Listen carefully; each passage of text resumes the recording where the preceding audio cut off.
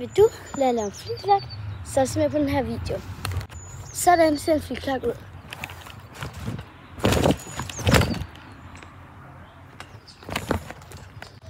Første step er at lave en baglæns kolbette.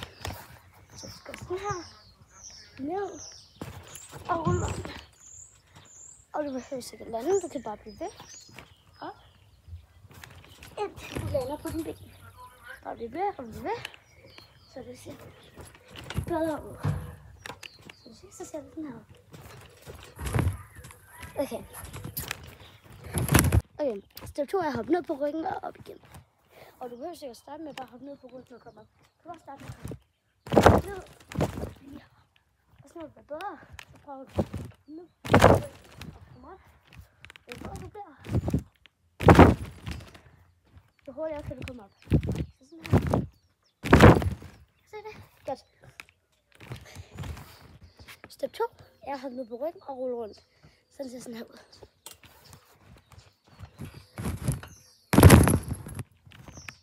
Så du skal bare blive ved at prøve, indtil du kan. Og behøver ikke at lande. Du skal bare prøve det bedste. Du skal bare blive ved, indtil du kan. Se. Nu skal du bare blive ved. Okay. Så når du så har landet på benene, det er så step 2. Så det næste step er, at du skal næsten lave flyklak, men ikke helt, sådan noget.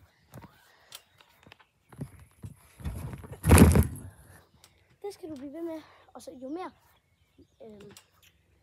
jo flere gange du gør det, jo mere skal du svinge opad. Endnu mere. Fordi så har du næsten på plads. Så se. Ja. Og det skal du bare blive ved. Og blive ved med. Godt. Og så når du føler dig tryg i det, så kommer vi til næste step. Næste step er, hvor du finder en rigtig god hjælper. En du tror rigtig godt på, og er rigtig gode venner med, eller sådan noget. Eller de er voksne.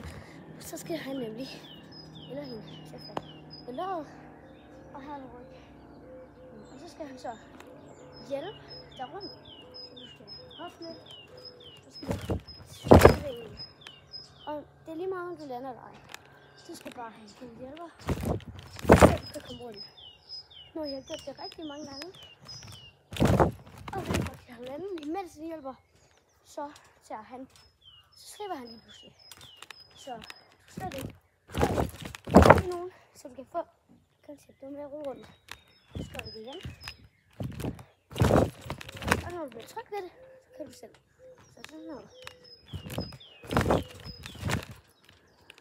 Og så til allersidst, hvor du er helt tryg. Øjeblik. Det er selv. Hey.